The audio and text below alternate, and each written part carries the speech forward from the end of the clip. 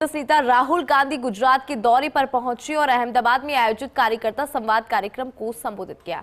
इस दौरान राहुल गांधी ने कहा कि गुजरात की जनता विकल्प चाहती है, बी टीम नहीं चाहती। मेरी जिम्मेदारी इन दो ग्रुप्स को छानने की है। आखिर अपने ही नेताओं पर राहुल गांधी क्यों भड़के, ये जानने के लिए देखिए ये रिपोर्ट।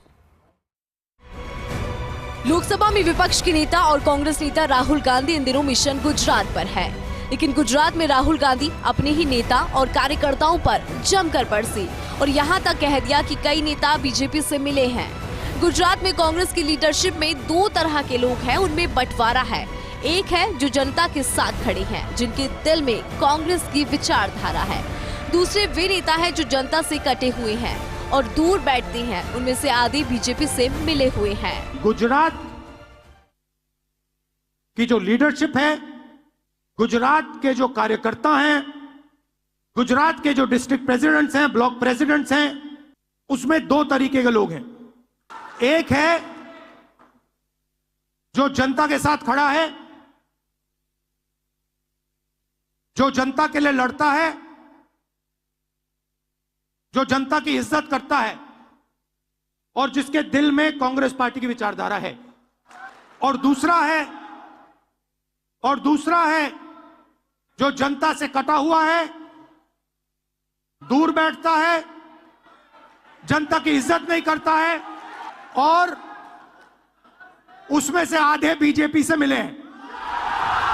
कांग्रेस को गुजरात में मजबूत करने के मकसद से पहुंचे राहुल गांधी ने कार्यकर्ताओं और नेताओं के साथ बैठक की और जमीनी हालातों का जायजा लिया।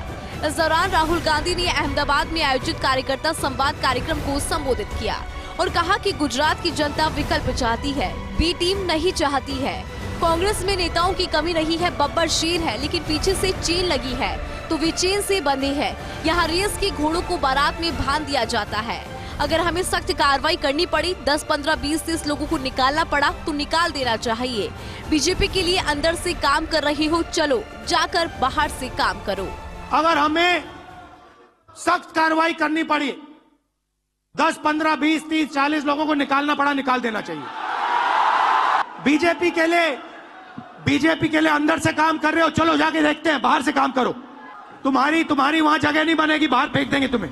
राहुल गांधी के इस बयान पर बीजेपी ने भी पलटवार किया। बीजेपी का कहना है कि जब से राहुल गांधी और सोनिया गांधी के नेतृत्व में कांग्रेस पार्टी आई है, तभी से गुजरात में कांग्रेस की बुरी स्थिति हो गई है।